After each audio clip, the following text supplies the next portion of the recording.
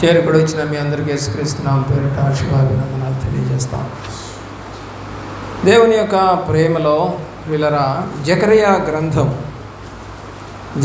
గ్రంథము 1వ అధ్యాయము 3వ వచనాన్ని జ్ఞాపకం చేసుకున్నాం. జకరియా గ్రంథము 1వ అధ్యాయము 3వ వచనం.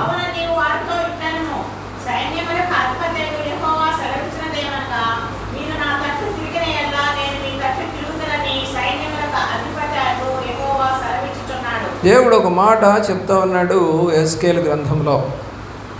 ఏమని అంటున్నాడంటే, ఇక్కడున్న వాళ్ళకి కాదు ప్రియులరా, ఈ ప్రపంచంలో ఉన్న ప్రతి ఒక్కరితో కూడా దేవుడు మాట్లాడుతున్న మాట ఏంటో తెలుసా? మీరు నా తట్టు తిరిగితే నేను మీ తట్టు తిరుగుతాను అని చెప్తాను. అయితే ఎంతమంది తిరగకుండా ఉన్నారో ఈ వాక్యాన్ని బట్టి మనకు అర్థమవుతుంది. చాలామంది ఇప్పటికీ కూడా దేవుని తట్టు తిరగటం లేదు. బైబిల్ తెరవరు, ప్రార్థన వినరు, వాక్యము వినరు, సంఘస్థులను చూస్తూ, మందిరాన్ని చూస్తూ, సేవకుడిని చూస్తూ, ఏమండి ఉన్నటువంటి వస్తువులను చూస్తూ గడిపితే నీ హృదయానికి తృప్తి ఉంటుందా? దేవుడు అంటున్నమాట, నా తట్టు తిరగండి, అప్పుడు మాత్రమే నేను మీ తట్టు తిరుగుతాను. ప్రియులారా, ఎన్నో మాటలు మనము వినొచ్చు. మలాకీ గ్రంథము 3వ అధ్యాయము 7వ వచనం. మలాకీ గ్రంథము 3వ అధ్యాయము 7వ వచనం.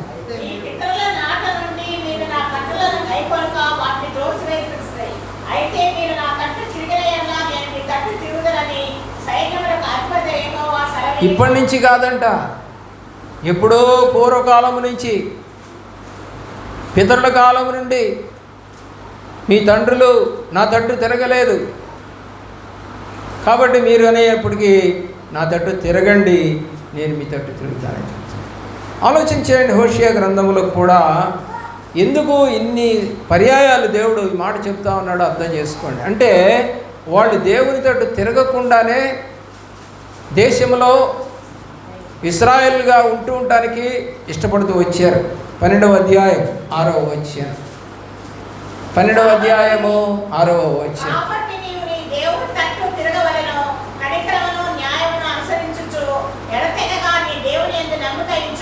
ఏం చేయాలంట? నువ్వు దేవుని తట్టు తిరిగి మా పాపం పట్టుకోమని చెప్పాను. దేవుని యొక్క ప్రేమల ప్రియులరా, ఏమవుతుంది? మనం ప్రభు తట్టు తిరగకుండా ఉన్నట్లయితే ప్రియులారా ఆలోచించండి. చలికాలంలో ఎక్కడ ఉంటారు అని అంటే వేడిగా ఉండే స్థలాలకి ఎదుక్కుంటారు. లేదు అనుకోండి, మనం ఏం చేస్తాం? చలిమంటలు కాసుకుంటానికి చేస్తాం. వారిలో అయితే వాళ్ళ ఇళ్లల్లోనే ఆ కట్టెలు వేసుకొని ఆ గదంతా వేడి రావడం కోసమని నెగడు అంటారు, వాటిని వేస్తారు. కాబట్టి ఒక వేడిని కల్పించుకోవడానికి మనం ఒక ప్రయత్నం చేస్తాం. ఎందుకంటే మన ఆరోగ్యం బాగుండాలి, మన శరీరం కూలైతే చనిపోతాం కాబట్టి. అలాగా ఈ రోజున అనేక మంది జీవితాలు కూల్గా ఉన్నాయి. అదేంటి సార్? అవును, పాపము అనేటువంటి కూలింగ్తో వాళ్ళు నానుతూ ఉన్నారు. దేవుడి తట్టు తిరిగితే యెషయా గ్రంథం చివరి అధ్యాయంలో ఆయన అగ్ని అన్నాడు. ఎలా వస్తున్నాడంటే రెండోసారి అగ్నిలాగా వస్తూ ఉన్నాడు, దహించు అగ్నిలాగా వస్తూ ఉన్నాడు. యెహోవా అగ్ని రూపంలో చూస్తున్నాడు. ఆలోచించేయండి ప్రియులరా, దేవుడు అగ్ని మనల్ని మండించడానికి వస్తాడు, మన పాపమును కడిగివేయడానికి వస్తాడు. మస్టు మైల అన్నీ పోవాలి అంటే మనం ఏం చేస్తాం చెప్పండి? వేడి చేయాలి దేన్నైనా సరే. చాలామంది ఇళ్లల్లో మొట్టమొదటిగా గిన్నెను పొయ్యి మీద పెడతారు, ఒక అర నిమిషమో 1 నిమిషమో దాన్ని వేడి చేస్తారు. అంటే దానిలో ఉన్న దోషమంతా పోవాలి. ఆ తర్వాతనే మనం కూర వండుతాం. అలాగా నువ్వు దేవుడి సన్నిధికి వచ్చినప్పుడు ఏమైనా వేడిగా ఉంటున్నావా, చల్లగా ఉంటున్నావా? కాసేపు వామప్ ఏమైనా చేస్తా ఉన్నావా? చేతులు కదిలించటాలు, నించోవటాలు, ప్రార్థన చేయటాలు, చేతులు ఎత్తటాలు, ఈ కార్యక్రమం వామప్గా కనపడతా ఉన్నాయి సంఘాల్లో. ఆ వామప్ అనేది ఈ రోజున జరగటం లేదు. ఏదో పెళ్ళికి వచ్చి కూర్చున్నట్టుగా కూర్చుంటున్నారు, కదలికలు లేవు. ప్రియులారా, ఎన్నో ఎక్సర్సైజులు చేస్తూ ఉంటారు పుట్టిన దగ్గర నుంచి పిల్లలు. వాళ్ళకి అది తెలియకుండానే ఎక్సర్సైజ్గా మారిపోతుంది. ప్రభువులో మన ఎక్సర్సైజ్ ఏంటి? వేడిగా ఉండటానికి నువ్వేం చేస్తూ ఉన్నావు? ఎందుకు పాపం అనే చల్లదనంలోనే ఉంటున్నావు? ప్రకటన గ్రంథంలో అంటాడు, నువ్వు చల్లగానైనా ఉండు లేక వెచ్చగానైనా ఉండు, ఒకవేళ నువ్వు నులివెచ్చగా గనక ఉన్నట్లయితే నేను నీ మీద ఉమ్మి వేస్తాను అని ప్రభువు రాశారు. ఎలా ఉండాలంట? చల్లగానైనా ఉండాలి లేక వెచ్చగానైనా ఉండాలి. ఈరోజున దేవుడు వాక్యం అంటే మనకు కనపడదు ప్రియులారా. ఎందుకంటే అది జ్ఞాపకానికి వచ్చేటట్టుగా నీ మైండ్ సెట్ని వాడుకోలేదు. కంప్యూటర్లో ప్రియులారా మనము హార్డ్ డిస్క్లో ఏదైతే ఫీడ్ చేస్తున్నామో అవన్నీ కావలసినప్పుడల్లా ఓపెన్ అవుతూ ఉంటాయి, ఓపెన్ చేసుకోవచ్చు. అలాగా బైబుల్ అనేటువంటి 66 గ్రంథాలు నీ మైండ్లో కనుక ఉంటే సమయాన్ని బట్టి సందర్భాన్ని బట్టి వాక్యం అనేది నీకు ఎదుట కనబడుతుంది.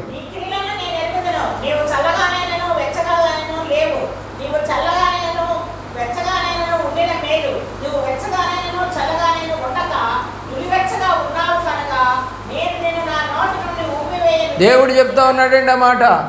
నువ్వు అనుకుంటున్నావు సేవకుడు ఏంటండి ఇట్లా మాట్లాడతాడు, అసభ్యంగా మాట్లాడతాడు, ఆయనకు అసలు జ్ఞానం లేదు, మంచి మాటలే రావు ఆయన నోటి నుండి, సిగ్గు లేదా అది లేదా అంటాడు, ఉమ్మేస్తానంటాడు. నేను అంటలేదండి, ప్రభువారు చెప్పిన మాటది. నీవు గనక ప్రభువులో వెచ్చగా గనక ఉండకపోతే దేవుడు తూ అని ఉమ్మేస్తాడట. కాబట్టి మనం ఈ లోకాచారాలన్నింటినో చేస్తూ ఉంటాం. ప్రభువు ఇర్మియా గ్రంథము 10వ అధ్యాయము జ్ఞాపకం చేసుకున్నట్లయితే అన్యుల ఆచారములను అభ్యసింపకుడు అని దేవుడు స్పష్టంగా రాశాడు.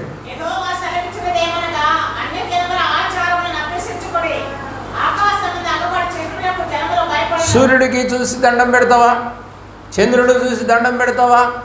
నక్షత్రములను చూసి దండం పెడతావా? చెట్లను చూసి దండం పెడతావా? ఏమండి కొండలను చూసి దండం పెడతావా? ఆలోచించి. అవి దేవుడు సృజించినటువంటి ఈ లోకంలో మనకు కావాలని సృజించాడు.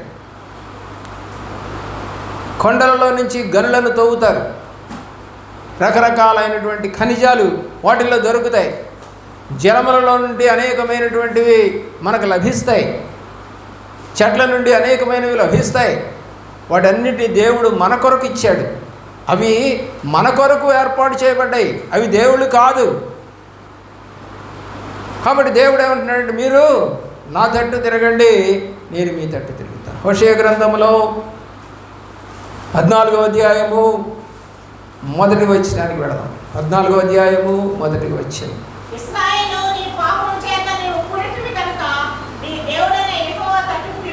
ఏం చేయాలి? పాపము చేత కూలిపోయిన వారంతా ఎట్టు తిరగాలంట? దేవుని తట్టు తిరగాలంట. హల్లెలూయా. ఈరోజున నీకు దేవుడి తట్టు తిరగాలనే ఆశ ఉందా? లేదా పాపములోనే ఉండి నేను చర్చికి రానండి, ప్రార్థనకి రానండి, మోకరించనండి, పాటలు పాడనండి, సేవకుడికి దండం పెట్టనండి, నాకు అవసరం లేదు, దేవుడు నా జ్ఞానంతో నేను బతుకుతాను అనుకుంటా. నీకు ఆ జ్ఞానం రావడానికి గల కారణం దేవుడిని గుర్తుపెట్టు. ప్రపంచంలో ఎంతోమంది ఉన్నారు, అంతా జ్ఞానులు కాదు. ఇజ్రాయెల్ దేశంలో ఎంతోమంది ఉన్నారు, సొలొమోను మాత్రమే జ్ఞానవంతుడిగా వ్రాయబడింది బైబిల్లో. ఎంతమంది రాజులు లేరు? సొలొమోను లేడా? దావీదు లేడా? మోషే లేడా? అబ్రహాం లేడా? ఇస్సాకు యాకోబులు లేరా? యెహోషువ లేరు? వాళ్ళందరూ జ్ఞానవంతులని రాయలేదు బైబిల్లో. సొలొమోనుకి ఇచ్చిన జ్ఞానం ఎవరికీ ఇవ్వలేదని రాసింది బైబిల్లో. అలాగా నీ కుటుంబంలో ఎంతమంది ఉన్నారు అని అంటే, ఒక తల్లి నాతో మాట్లాడుతూ ఉంది, అయ్యా మా చిన్న కూతురు సరిగా చదవదయ్యా, పెద్దమ్మాయి పర్వాలేదయ్యా. పర్వాలేదంటుందే కానీ బాగా చదువుద్దని కూడా చెప్పడం లేదు. రెండవ బిడ్డ అంటే సరిగా చదవదనే చెప్పేస్తూ ఉంది. కాబట్టి ఎంతమంది ఉన్నారు నీ ఇంట్లో జ్ఞానవంతులు, అర్థం చేసుకోగలిగిన వారు, తెలుసుకోగలిగిన వారు, నడవగలిగిన వారు, ప్రేమించగలిగిన వారు ఈ రోజున ఎంతమంది ఉన్నారు అనేది ఆలోచన చేస్తే నీకు అర్థమవుతుంది ప్రియులరా. ఈరోజున అలాంటి జ్ఞానము నీకు దేవుడి ద్వారా దయచేస్తాడు. జ్ఞానం ఎక్కడ దొరుకుతుందంటే యెహోవా దగ్గరే దొరుకుతుంది. యాకోబు పత్రికలో రాస్తూ ఉంటాడు ఆ మాటను. దేవుని ప్రేమిస్తున్నటువంటి ప్రియ బిడ్డలను ఆలోచన చేయండి.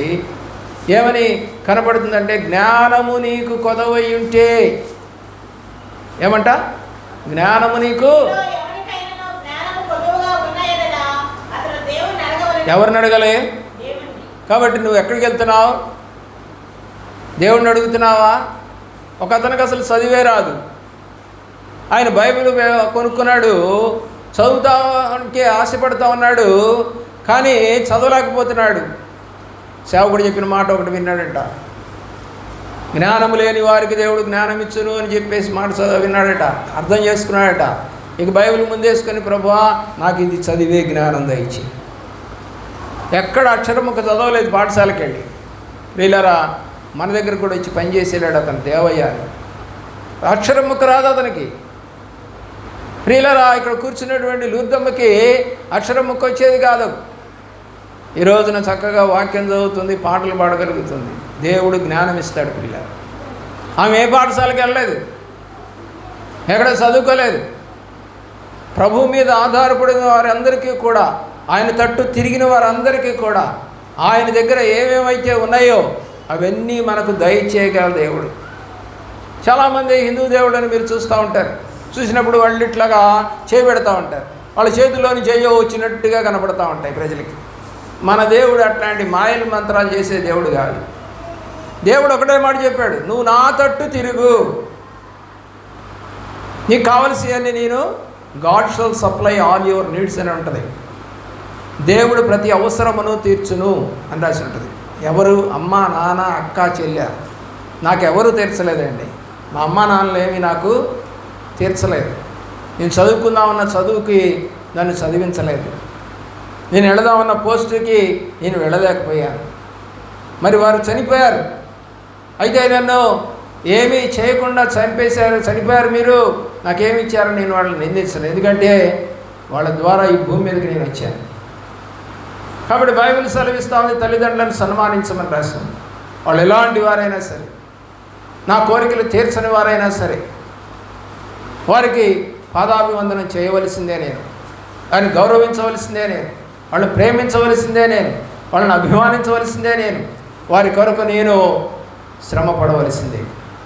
బైబిల్ సెలవిస్తూ ఉంది. విలాప వాక్యములు 3వ అధ్యాయము 41వ వచనం. బైబిల్ సెలవిస్తూ ఉంది.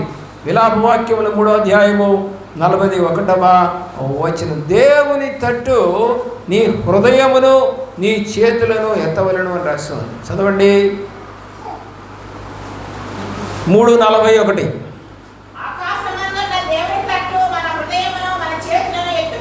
దేవుని తట్టు ఏమెత్తాలంట? హృదయం. ఈరోజు హృదయాలు ఎత్తేవాళ్ళు లేరు. చర్చిల్లో మాత్రం చేతులు ఎత్తేవాళ్ళు కనపడతారు. వాళ్ళ హృదయాలు ఎత్తరు.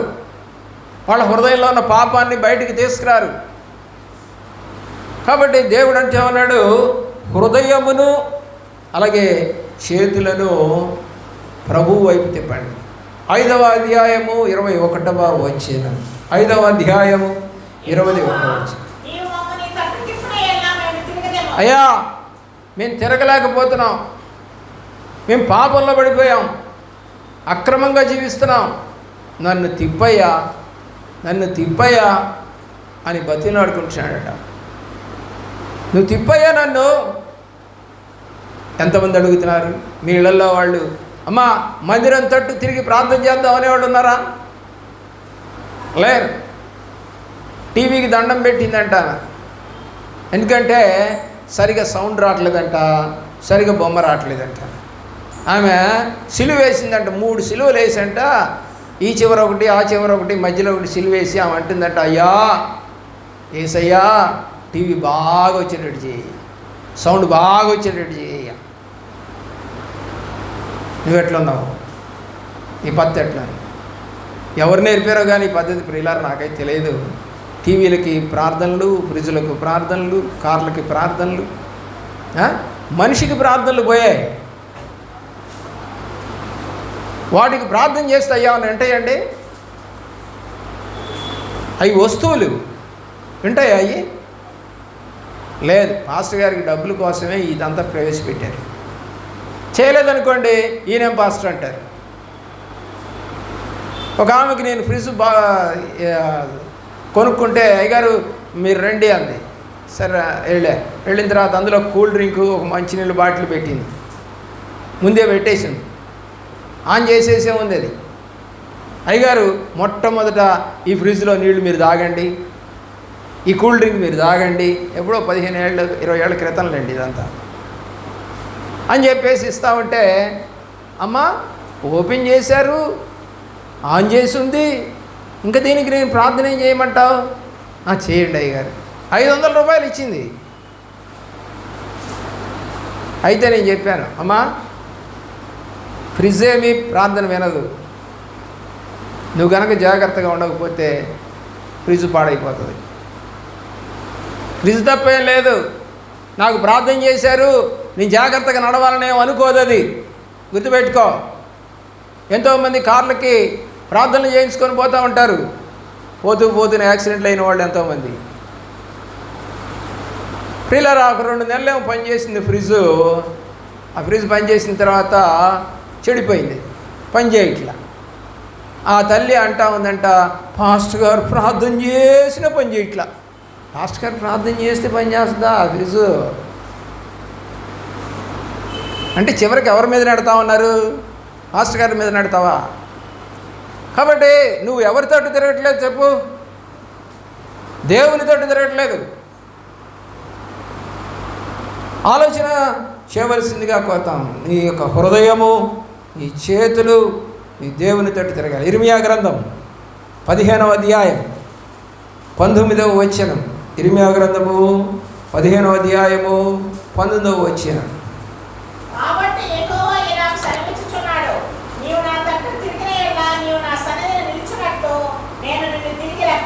నువ్వు ఒకవేళ పాపంలో ఉన్నావేమో, ఇప్పుడు దేవుడి తట్టు తిరిగితే గనక, నీవు నా తట్టు తిరిగితే నిన్ను మళ్ళా తిరిగి రప్పిస్తా. ఎందుకంటే ఇశ్రాయేలీయులు పాపం చేశారు ప్రియులారా. ఇర్మియా గ్రంథం అంతా ఏంటంటే పాపాన్ని గురించి మాట్లాడుతుంది. ఇశ్రాయేలు పాపం చేసిన దాని గురించి మాట్లాడుతుంది ఇర్మియా గ్రంథము, విలాప వాక్యాలన్నీ కూడా. ఆ గ్రంథం మీరు చదివితే అర్థం అవుతుంది ఎంతగా సేవకుడు ఏడుస్తాడు, ఎంతగా దేవుడు ఏడుస్తాడు. ఆ గ్రంథం పేరే విలాపము అని పేరు. విలాప ప్రవక్త ఎవరయ్యా అంటే ఇర్మియానే. ఉజ్జీవ ప్రవక్త ఎవరయ్యా అంటే నెహమ్యానే. నాయకుడు ఎవరయ్యా అంటే మోషేనే. యుద్ధ వీరుడు ఎవరయ్యా అంటే దావీదే. ప్రియులారా, బైబిల్లో ఒక్కొక్క క్యారెక్టర్కి ఒక్కొక్క బిరుదునిచ్చాడు దేవుడు. కాబట్టి ఈ విలాప ప్రవక్త వాక్యం చెబుతూనే ఉంటాడు, ఏడుస్తూనే ఉంటాడు, చెబుతూనే ఉంటాడు, ఏడుస్తున్నాడు. ఒక్కళ్ళని రక్షించిన వాడు కాదు ఇర్మియా. బుద్ధి చెప్పాలని ప్రయత్నం చేశాడు, కానీ వాళ్ళు వినలేదు.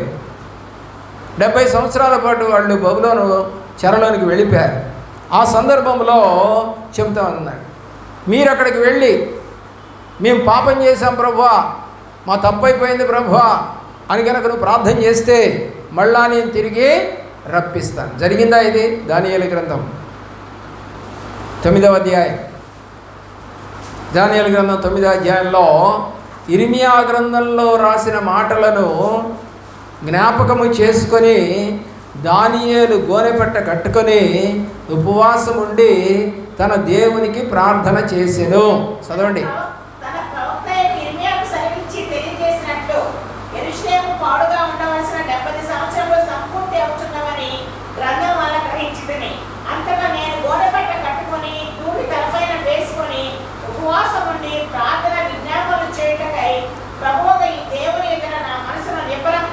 దేవుని ప్రేమిస్తున్న ప్రియబిడ్డలారా, 70 సంవత్సరాల క్రితం జరిగినటువంటి విషయం ఇర్మియా గ్రంథంలోది. ఆ ఇర్మియా గ్రంథంలో రాయబడింది, నా తట్టు గనక నువ్వు తిరిగితే నేను తిరిగి రప్పిస్తానని చెప్పి రాయబడినటువంటి గ్రంథంలోని మాటను జ్ఞాపకం చేసుకొని దానియేలు ఉపవాసం ఉండి, అతను ఒక్కడేనండి, అతను ఒక్కడే 144,000 మంది ఆ యొక్క బబులోను దేశానికి చెరగొట్టబడిపోతే, ప్రియులారా, ఇర్మియా గ్రంథం చివరి అధ్యాయంలో కనబడుతుంది అంతా కూడా. లాస్ట్లో ఎంతమంది వెళ్ళారు అని అంటే 144,000 మంది వెళ్ళారు. ప్రియులరా, వాళ్ళందరూ ఏం ప్రార్థన చేయట్లేదు. దానియేలుకి ఒక్కడికే జ్ఞానవంతుడు, బహుశ్రేష్ఠుడు, గోనె పెట్టుకొట్టుకొని ప్రార్థన. నువ్వు ఒక్కదానివే రక్షణ పొందేవేమో, నిజంగా నువ్వు ఒక్కదానివే దేవుడి తట్టు కనుక తిరిగితే నీ కుటుంబం ఎప్పుడో దేవుడి తట్టు తిరిగేది. హల్లెలూయా. కాబట్టి నువ్వు ఏం తిరగట్లేదంటే నువ్వే దేవుడి తట్టు తిరగకుండా నీ ఇష్టం వచ్చినట్టుగా నువ్వు నడిచి, అయ్యా మా అబ్బాయిని రక్షించు, మా అమ్మని రక్షించు, మా తాతని రక్షించు, మా ఆయన్ని రక్షించు అంటా ఉన్నావు. ముందు నువ్వు తిరగాలి. ఇప్పుడు దానియేలు తిరిగాడు దేవుడి తట్టు, తిరిగి ప్రార్థన చేస్తూ ఉన్నాడు. అయ్యా, ఇర్మీయా గ్రంథంలో నువ్వు రాశావు, అయ్యా మరలా మీరు కనుక జ్ఞాపకం చేసుకొని నా తట్టు తిరిగితే నేను మళ్ళా మీ దేశానికి రప్పిస్తానని చెప్పావు. ప్రభువా, మా దేశానికి మమ్మల్ని మళ్ళా నడిపించయ్యా. ఎంతమంది చచ్చిపోయి ఉంటారండి 70 ఏళ్లలో? వేలు లక్షల మంది చచ్చిపోయి ఉంటారు. కానీ దానియేలు బతికున్నాడు. దానియేలుకి గ్రంథం తెలుసు, దానియేలుకి వాక్యం తెలుసు, దానియేలుకి ప్రవచనం తెలుసు, దానియేలు కళ్ళను చెప్పగలిగిన సమర్థుడు, శ్రేష్టమైన బుద్ధి గలవాడు. కాబట్టి అతను ఇప్పుడు శ్రేష్టమైన బుద్ధితో ప్రభు సన్నిధిలో కూర్చొని ఏడుస్తున్నాడు. అక్క, అన్న, చెల్లి, తమ్ముడా, నీ కుటుంబం కొరకు నువ్వు ఎప్పుడున్నట్లు ఏడ్చావా? మా కుటుంబం అంతా దేవుడి తట్టు తిరగాలి అని ఎప్పుడన్నా ఉపవాసం ఉన్నావా? వస్తే వచ్చారు, లేకపోతే లేదన్నట్టుగా తిరుగుతూ ఉన్నావా? ఆలోచన చేయవలసిందిగా బ్రతిమలాడుకుంటూ ఉన్నాను. ఆమోసు గ్రంథంలో 4వ అధ్యాయంలో 6వ వచనము నుండి 11వ వచనం దాకా దేవుడు ఆయన తట్టు తిరగాలని ఇశ్రాయేలీలను అనేక కష్టాలు పెట్టినా కూడా వాళ్ళు తిరగలేదంట. రోగాలు వచ్చినా తిరగట్లా, నష్టాలు వచ్చినా తిరగట్లా, చదువు రాకపోయినా తిరగట్లా, ఉద్యోగం రాకపోయినా తిరగట్లా, నీళ్లు లేకపోయినా తిరగట్లా, ఆహారం లేకపోయినా తిరగట్లా. చూడండి 4వ అధ్యాయం 6వ వచనం నుండి ఆమోసు గ్రంథం.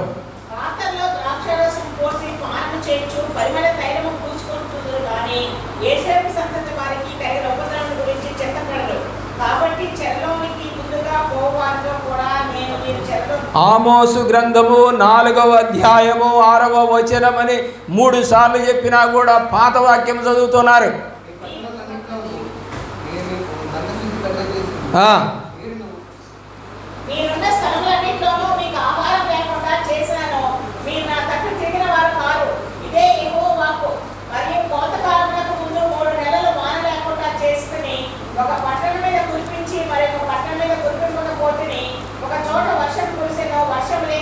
మీరు ఆ వాక్యాలన్నీ చదవండి ప్రియులరా. 6వ వచనంలో దేవుడు చెప్పినటువంటి మాట ఏమండి, మీరున్న స్థలములన్నింటిలో మీకు ఆహారం లేకుండా చేసినా నా తట్టు తిరగలేదు మీరు. 7వ వచనంలో వర్షము లేకుండా చేసినా మీరు నా తట్టు తిరగలేదు. 2-3 పట్టణములలో నీళ్లు త్రాగుటకు ఒక పట్టణంలోకి పోగా అప్పుడు కూడా మీరు నా తట్టు తిరగలేదు. 9వ వచనంలో అంటూ ఉన్నాడు దేవుని ప్రేమిస్తున్న ప్రియబిడ్డలారా, నేను పాడు చేసేసాను, తెగులు చేత, అలాగే కాటుకు చేత, గొంగళి పురుగుల చేత విస్తారమైన వనములను, ద్రాక్ష తోటలను అన్నింటినీ కూడా నేను పాడు చేస్తే మీరు నా తట్టు తిరిగిన వారు కారు. 10వ వచనంలో అంటాడు, ఐగుప్తులు మీదికి తెగుళ్ళు పంపించినట్టు మీ మీదకి తెగుళ్ళు పంపించినా మీరు నా తట్టు తిరిగిన వారు కారు. సొదొమ గొమొర్రాలను బోర్ల దోసి నాశనం చేసినట్లుగా నేను మీలో కొందరు నాశనం చేసినా మీరు నా తట్టు తిరిగిన వారు కాదు. 5 రకాలుగా చెప్తా ఉన్నాడు. 6, 7, 8, 9, 10, 11 6 వచనాల్లో 5 రకాలుగా నేను బాధ పెట్టినా కూడా మీరు ఏం కాలేదంట, నా తట్టు తిరగలేదు. ఈరోజు ఎంతోమందికి రోగాలు వస్తూ ఉన్నాయి, తిరుగుతున్నారా? ఉద్యోగాలు పోతూ ఉన్నాయి, తిరుగుతున్నారా? జీతాలు సరిగా రావట్లేదు, తిరుగుతూ ఉన్నారా? చదువు సరిగా రావట్లేదు, తిరుగుతూ ఉన్నారా? పాస్ కావట్లేదు, తిరుగుతూ ఉన్నారా? ఇల్లు సరిగా లేదు, ఒక గృహం, సొంత గృహం అనేది లేదు. నువ్వు పెళ్లి చేసుకొని 20 ఏళ్ళు 30 ఏళ్ళు అయినా కూడా ఒక గృహాన్ని కొనుక్కోలేకపోయావు, తిరుగుతూ ఉన్నావా? ఆరోగ్యాలు పాడైపోతున్నా తిరగటం లేదు, ఆహారం లేకపోయినా తిరగటం లేదు, నీళ్లు లేకపోయినా తిరగటం లేదు, కష్టాలు వచ్చినా కూడా నువ్వు తిరగటం లేదంటే దేవుడికి కోపం రాదా? ఎన్ని మార్లు గద్దించినను తిరగని వారికి దేవుడి యొక్క శాపం అనేది వస్తుందట. గుర్తుపెట్టుకోవాల్సింది ఒక కొత్త. కాబట్టి ఆమోసు గ్రంథంలో చెప్తున్నాడు, మీరు ఎందుకు నా తట్టు తిరగరు, ఇన్ని కష్టాలు తెచ్చినా కూడా మీరు ఎందుకు తిరగరు అని అడుగుతూ ఉన్నాడు. నిర్గమకాండము 3వ అధ్యాయము 3-4 వచనాల్లో మోషేతో దేవుడు మాట్లాడుతూ ఉన్నాడు. ఇశ్రాయేలు ప్రజలు ఐగుప్తులో ఉన్నప్పుడు నాకు మొరపెట్టారు, నా తట్టు తిరిగి మొరపెట్టారు. చదవండి 3-4 వచనాలు.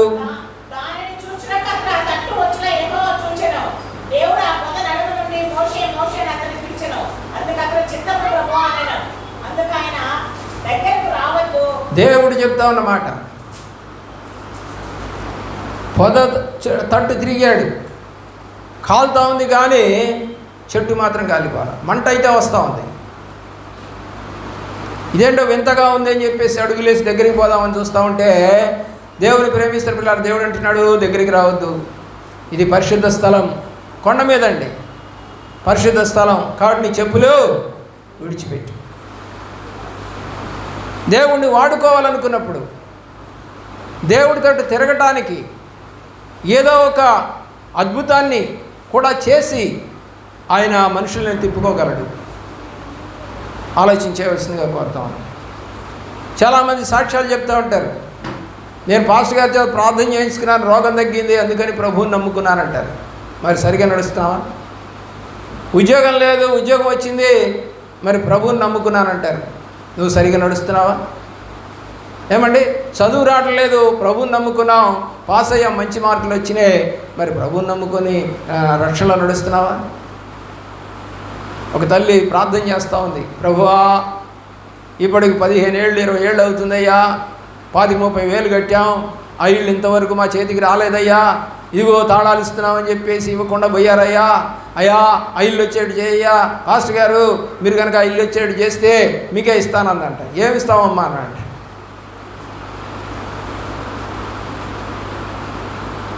ఏమి ఇస్తావు చెప్పట్లా? ఇల్లు ఇస్తావా? ఏమండి, ఒక గది ఇస్తావా? డబ్బులు ఇస్తావా? ఏమిస్తా? 15-20 ఏళ్ళు అయిందంట కట్టి, ఇంతవరకు ఇవ్వలేదంట ఇల్లు. ప్రార్థన చేస్తూ ఉంది. నేను ఒకటే చెప్తాను, నీ క్రమాన్ని, నీ పద్ధతిని, నువ్వు దేవుళ్ళు నడుస్తున్న విధానాన్ని ముందుగా క్రమపరుచుకో. మత్తయి సువార్త చదవండి, 6వ అధ్యాయం 8వ వచనం. మత్తయి సువార్త 6వ అధ్యాయం 8వ వచనం ప్రతిసారి చదువుకోండి, మీరు ఎప్పుడు చదువుకోండి. మత్తయి 6:8 ఎప్పటికీ పనికొచ్చే వాక్యం అది. మీరు మీ తండ్రిని అడగక మునిపే. ఏమంటే నీకు ఏ అక్కరగా ఉన్నాయో ఆయనకు తెలుసట. ఎవరిని అడగకముందు? దేవుణ్ణి. కాబట్టి చదువు.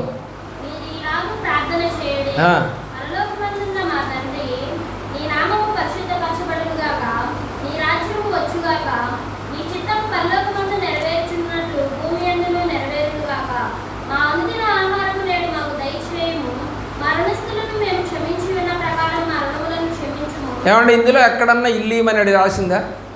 ఇల్లు అడిగినట్టు రాసిందా? ప్రార్థన దేవుడు చెప్తున్నాడు, ఇలాగ ప్రార్థన చేయమని చెప్పాడు. ఆ ప్రార్థనలో ఏమైనా ఇల్లు కావాలి దయచేయి అని ఏమన్నా మాట ఉందా? ప్రభువు చెప్పిన ప్రార్థన పక్కన పెట్టేశాం. సేవకులు చెప్పే ప్రార్థన, నీ సొంత ప్రార్థనలు ఎక్కువైపోయినాయి ఈ మధ్య. దేవుడి వైపు తిరగాలి. నీకు అక్కరగా ఉన్నవేవో ఆయనకు తెలుసు. పిల్లలు ఆలోచించవలసిందిగా కోరుతాను. నేను కలెక్టర్ అవ్వాలని యూపీఎస్సీ ఎగ్జామ్స్ రాసేవాడిని, కానీ రాలా.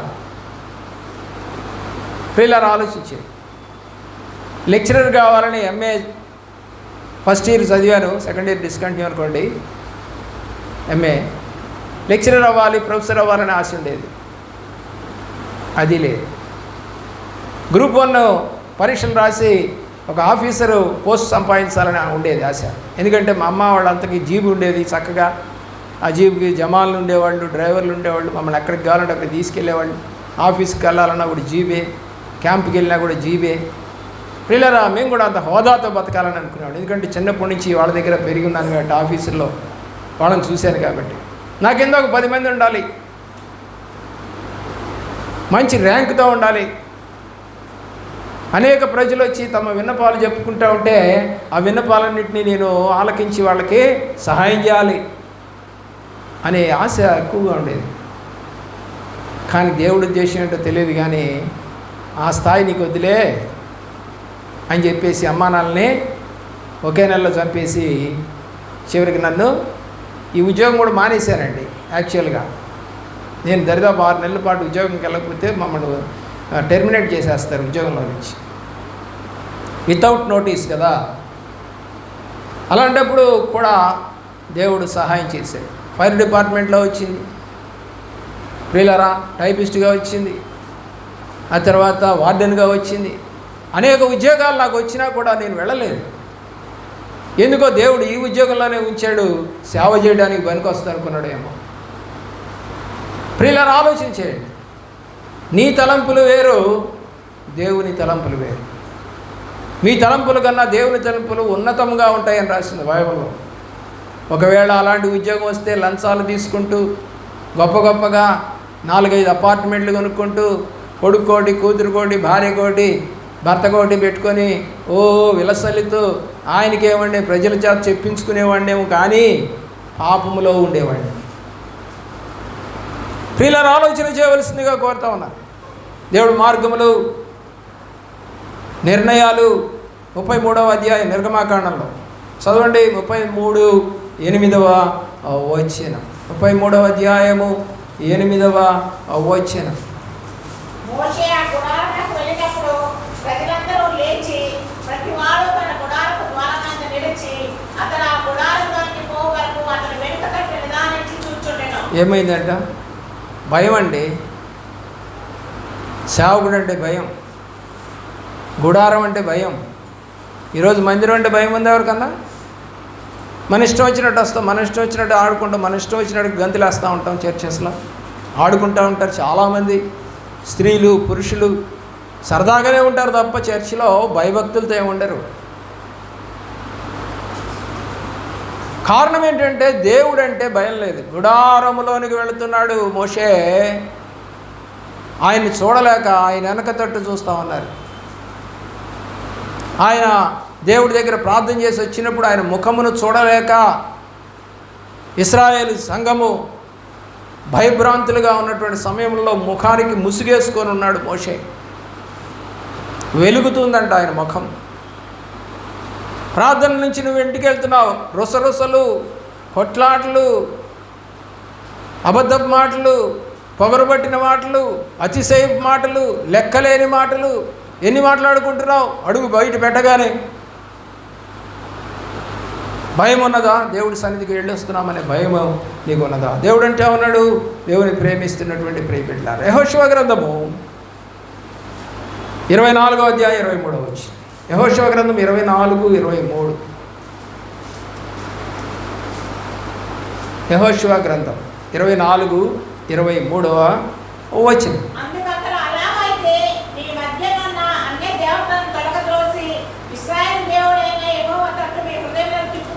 ఏం తీసేయాలంట? మీ ఇంట్లో లేవా? మా ఇంట్లో ఒక్క బొమ్మ లేదయ్యా అని చెప్పి, మంచిది, బొమ్మలు లేవంట, విగ్రహాలు లేవంట, అన్నీ తీసేసింది. సరే, ఆయన ఒక పురుగు మందుల కొట్లో పనిచేస్తాడు.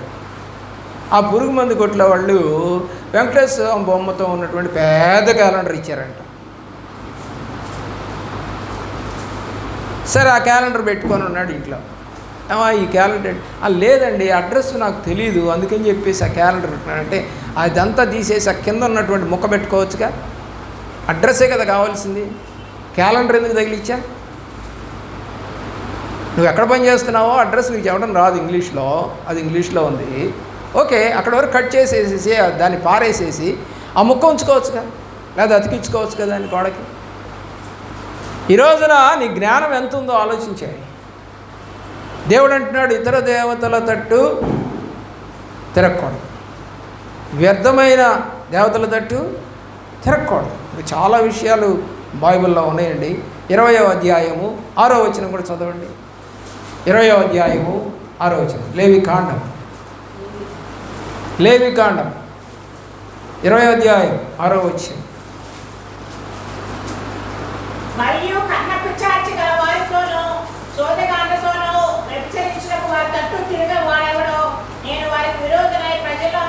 ఈరోజు నువ్వు సోది చెప్పించుకుంటున్నావా, జాతకం చెప్పించుకుంటున్నావా, చేయి చూపించుకుంటున్నావా, లేకపోతే ఎవరైనా చెప్పిన మాట ప్రకారంగా అలా చేస్తే అవుద్ది అంటే అలా చేస్తా ఉన్నావా?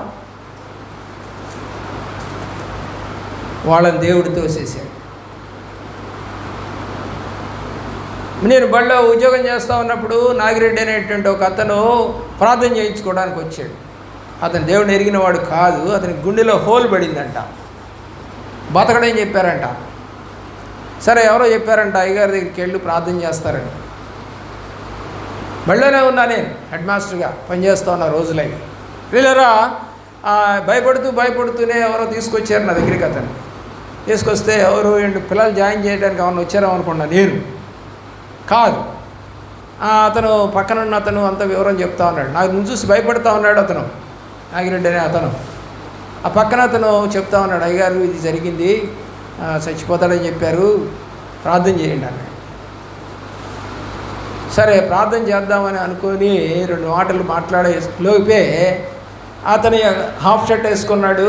ఈ చేతికి పెద్ద నల్ల దారం ఒకటి కట్టాడు, దానికి ఏదో ఒక తాయెత్తోటి కట్టాడు. ఏంటిది అదన్న? ఏదే తగ్గుద్దని దయ్యం పట్టిందంట నాకు, అది కట్టుకుంటే దయ్యం పోద్దంట, బాగుపడతారని చెప్పారు, పేరేచర్లో కట్టారు నాకు. ఇది మా వాళ్ళు తీసుకెళ్ళి ఎంత ఇచ్చాను? 3000 అంట. దారం కట్టినందుకు 3000 అంట. ఎవరు కట్టారంట? సాయిబు కట్టాడంట. కట్టింది కూడా హిందువు కాదు, సాయిబు అంటాడు. ఆలోచన చేయండి ప్రియులరా.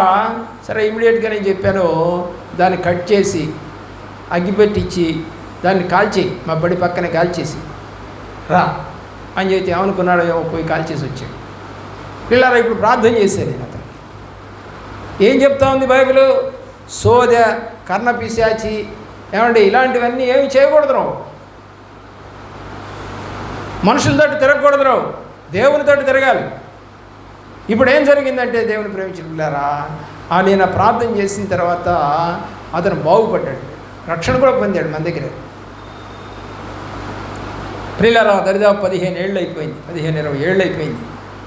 ఆ మధ్య ఈ యొక్క ఎయిడ్స్ రోగం ఎక్కువగా ఉండేది ఆ మధ్యకాలంలో. ఇప్పుడు కొంచెం తక్కువ మోహం పట్టింది, కానీ అప్పుడు ఎక్కువ ఉండేది ఎయిడ్స్. సరే అతనికి జ్వరం వస్తే ఆర్ఎంపీ డాక్టర్ దగ్గరికి పోయాడు. వాడేం చేశాడు? ఇంజక్షన్ ఇచ్చాడు. ఇంజక్షన్ ఇచ్చిన 3వ రోజు చచ్చిపోయాడు. ఏంటంటే ఆ యొక్క ఎయిడ్స్ రోగికి ఇచ్చినటువంటి ఇంజక్షనే మరి అదే నీడిల్తోటి ఈ అబ్బాయికి కూడా పొడి చేశాడు. 3 రోజులకు చచ్చిపోయాడండి. ఏంటంటే జ్వరం వచ్చిందండి, డాక్టర్ దగ్గరికి వెళ్ళాం, ఇంజక్షన్ ఇచ్చాడు, చచ్చిపోయాడు. ఆడిని పట్టుకొని కొడితే కానీ అప్పుడు బయటికి రాలే విషయం అంతా. ఎవరి తట్టు తిరగకుండా తిరిగాడు. మొదట్లో రక్షణ పొందినప్పుడు బాగానే తిరిగాడు. మధ్యలో ఏం చేశాడు? చర్చి మానేశాడు, ప్రార్థన మానేశాడు, దేవుడు చేసిన మేళ్లను మర్చిపోయాడు. చాలామంది చేసే పని అదే. దేవుడు చేసిన మేలును 103వ సంకీర్తన, కీర్తన 103 చదవండి, 1-2.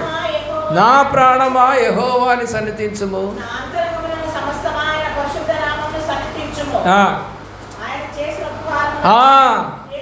ఆయన చేసిన ఉపకారములు దేన్ని మర్చిపోబాకు. నీ జీవితంలో ఏమేం చేశాడో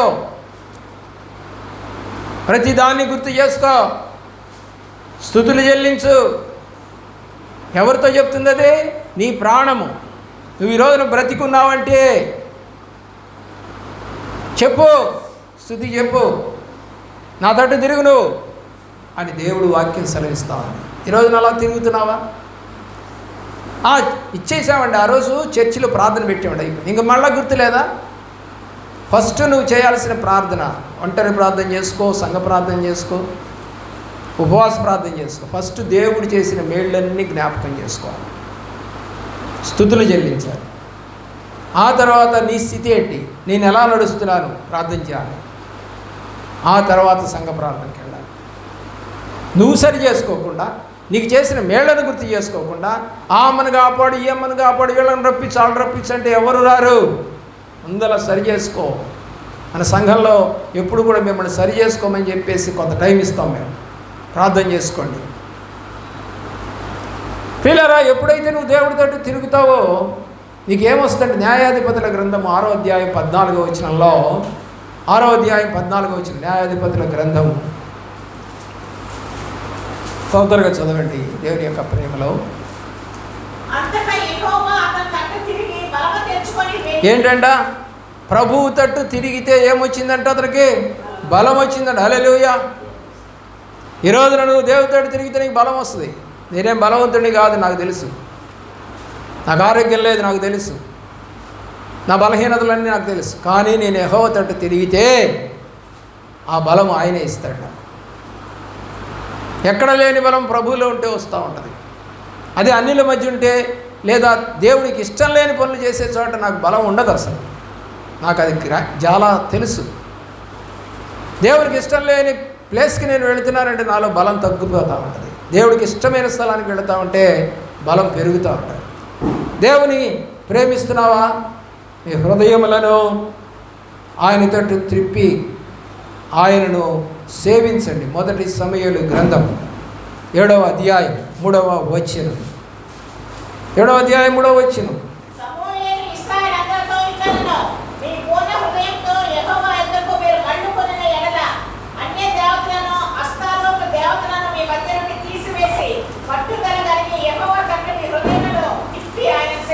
ఏం చేయాలంట? హృదయాలు ఆయన తట్టు తిప్పి సేవించాలి. తిప్పకుండా సేవిస్తున్నావా? ఈరోజున అలాంటి సేవ నీది? ప్రభువుని ప్రేమించుతున్నటువంటి సేవ అలాంటిదేనా? ప్రియులారా, బైబిల్ని గుండెల మీద పెట్టుకొని ప్రార్థన చేసిన రోజులు ఏమైనా ఉన్నాయా? బైబిల్ని చేతబట్టుకొని ప్రార్థన చేసిన రోజులు ఏమైనా ఉన్నాయా? బైబిల్ తెరిచి వాక్యం చదువుతూ ప్రార్థన చేసిన రోజులు ఏమైనా ఉన్నాయా? వాక్యం దేవుడు అని చెప్తా ఉన్నాం బైబిల్ ప్రకారం యోహాను రాసిన సువార్తలో. మరి అలాంటి సువార్తలో రాసిన మాట దేవుడు కాబట్టి ఆయన ఆ యొక్క బైబిల్లో ఉన్నటువంటి వాక్యం కాబట్టి ఆ బైబిల్లో ఉన్న వాక్యాన్ని దేవుడిగా చేసి ఎప్పుడన్నా నువ్వు నడిచావా? అంటే దానికి ఒక స్థానం లేదు, దాన్ని గౌరవించడం లేదు. ఏమండి, వెనక ప్యాకెట్లో పెట్టుకుంటావా, ముందు ప్యాకెట్లో పెడతావా బైబిల్ని? చిన్న చిన్న బైబిల్స్ కొనుక్కొని స్టైల్గా వస్తావా చర్చ్కి? తప్పు కదా, పాపం కదా అది. ఆయన దేవుడు అంటే దేవుని గౌరవించే విధానం ఒకటి ఉంది ప్రియులారా. ఆయన తట్టు తిరిగితే అది నేర్పుతాడు తప్ప ఆయన తట్టు తిరగకపోతే నేర్పడు. దాన్ని గౌరవించడం నేర్చుకోవాలి. ఆ టీచర్ గారు బైబిల్ని మంచం మీద కూడా పెట్టనీయదు.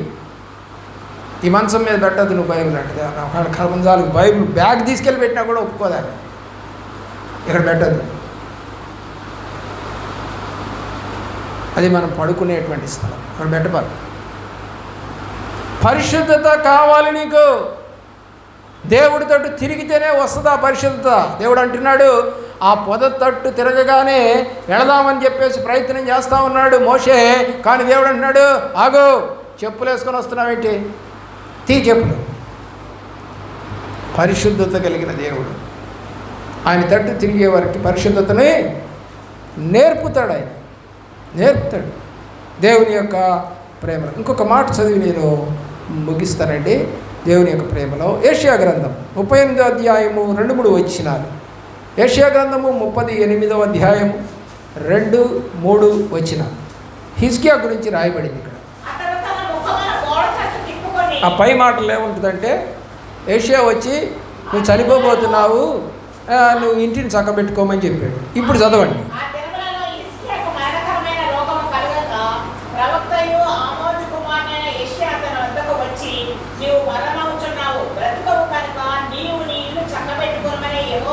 ఏమండి, ఇక్కడ ఏమైనా ప్రార్థన చేసుకోమని చెప్పాడా ప్రవక్త? లేదే. ప్రార్థన చేసుకోమని ఏం చెప్పలా, ఇల్లు చక్కబెట్టుకోమన్నాడు. ఇల్లు అంటే హృదయం. నీ హృదయమే దేవుని ఆలయం. కాబట్టి ఏమంటున్నాడు, నీ ఇల్లు చక్కబెట్టుకోమంటే నువ్వు అనుకుంటున్నావు ఇంట్లో అన్ని సామాన్లన్నీ సర్ది బంగారం అంతా ఒక చోట, నగలంతా ఒక చోట, క్యాష్ అంతా ఒక చోట, ముత్యాలన్నీ ఒక చోట, రత్నాలన్నీ ఒక చోట, అమ్మాయిని పిలిచి, అబ్బాయిని పిలిచి, కొడుకుని పిలిచి, కూతుర్ని పిలిచి, కోడల్ని పిలిచి, భార్యని పిలిచి, అమ్మా ఇదిగో ఎన్ని పెట్టుకోండి అమ్మా జాగ్రత్తగా నేను పోతున్నాను అంటాడా? ఈరోజు నువ్వైతే అదే చేస్తావు. ఇల్లు చక్కబెట్టుకోమన్నాడు కదా. ఏ పెట్లో ఏమన్నాయో అన్నీ తీసి, భోషాణంలో అన్నీ తీసి ఒక పెట్లో పెట్టి, దేవుని ప్రేమిస్తున్న ప్రియబిడ్డలారా, ఇల్లు అంటే హృదయం, హృదయమే దేవుని ఆలయం. ఆ ఆలయాన్ని చక్కబెట్టుకుంటే తప్పులు ఉన్నాయి నీ హృదయంలో అని అర్థం ఆ మాటకి.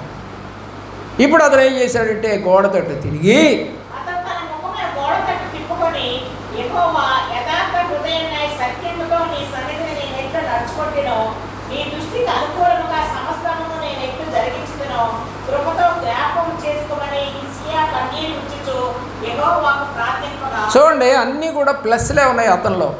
చెడ్డగా నడిచిన విధానం ఏమి ఉన్నట్టుగా రాయలే అక్కడ. అయినా ఎందుకు దేవుడు ఇగ్నోర్ చేశాడంటే మనకి బుద్ధి తేవడానికనే రాశారు అది. ఒకవేళ నీ యొక్క ఇంటిలో ఏమైనా పాపాలు ఉన్నాయేమో సరి చేసుకో, గుర్తు చేసుకో. అయ్యా మీరప్పుడు స్కూటర్ మీద నుంచి ఒకసారి పడిపోయారు కదా. అవును, అప్పుడు హాస్పిటల్లో చేర్చింది నేనే అయ్యగారు మిమ్మల్ని. రైట్ రైట్ రైట్ నిజమే, గుర్తొచ్చావు ఇప్పుడు. ఏంటి నాన్న? ఏం లేదు అయ్యగారు, కొంచెం ఆయనకి కొంచెం రికమెండ్ చేయండి అయ్యగారు, నా గురించి చెప్పండి అయ్యగారు, మంచివాడు అని చెప్పండి అయ్యగారు. ఓకే, అయిపోయింది. అండి చాలా మంచివాడండి, మంచివాడు, మరి ప్రేమ కలిగినవాడు, ఆదరించేవాడు, కనికరం కలిగినవాడు అండి ఇతను అని ఆ ఆఫీసర్కి చెప్పినప్పుడు, నువ్వు చెప్పావు కాబట్టి సంతకం పెడుతున్నాడు, సంతకం పెట్టాడు. జ్ఞాపకం చేసుకున్నాడు. యోసేపు కూడా ఇద్దరు దొంగలకి కలభావం చెప్తే మొదటివాడు చెప్పలా రాజుకి, రెండోవాడు కూడా చెప్పలా రాజుకి. తర్వాత 2 ఏళ్ల తర్వాత చెప్తాడు. చెప్పినప్పుడు గుర్తు చేసుకొని, నేను జైల్లో ఉన్నప్పుడండి ఒక అతను నాకు కలభావం చెప్పాడండి అని చెప్పి గుర్తు చేశాడు. అప్పుడు అతను పిలుచుకురండి అన్నాడు రాజు. పిలుచుకొచ్చాడు, కలభావం చెప్పాడు. 7 సంవత్సరాలు కరువు, 7 సంవత్సరాలు వృద్ధి పంట, ఆ తర్వాత జరిగింది. ఇలాంటి ఆత్మ కలిగిన వాడిని ఎప్పుడన్నా చూసామా అన్నాడు రాజు. ఆ తర్వాత 2వ రథం మీద ఎక్కించాడు, ఉంగరం పెట్టాడు, వస్త్రాలు తగిలించాడు. నేను రాజునే, కానీ నీ మాట సెలవు లేకుండా ఎవడు కాలెత్తడానికి చేయెత్తడానికి కూడా వీల్లేదని హెచ్చించాడు. హల్లెలూయా. మరి ఈ రోజున నీకుందా? గుర్తు చేసుకుంటున్నావా? ఆలోచించవలసిందిగా కోరుతాను. ప్రార్థన చేసిన తర్వాత అతనికి 15 సంవత్సరాలు ఆయుష్ ఇచ్చాడు దేవుడు.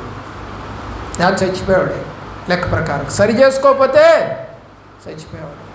ఈరోజు చాలామంది రోగం వచ్చినా కూడా ప్రభు తట్టు తిరిగి మోకరించి ప్రార్థన చేసి కన్నీరు గార్చి ఏడ్చి, ప్రభువా నా జీవితాన్ని మార్చుకుంటాను, నువ్వు నా దగ్గరికి రా, నీతో ఉంటాను, నీ తట్టు తిరుగుతున్నా ఇప్పుడు, ఇక నేను ఎప్పుడు కూడా వెనక తట్టు తిరగకుండా చేయ్యా అని అడగగలిగిన వారు ఉన్నారు ఆ విశ్వాసులు. ఈ రోజున మళ్ళా అన్యాచారాల్లోకి వెళ్ళిపోతూ ఉన్నారు, మళ్ళా అన్ని పద్ధతుల్లోకి వెళ్ళిపోతూ ఉన్నారు.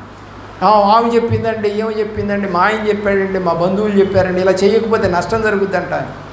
దేవుని ప్రేమిస్తున్నటువంటి ప్రియ బిడ్డ ఆలోచన చేయవలసిందిగా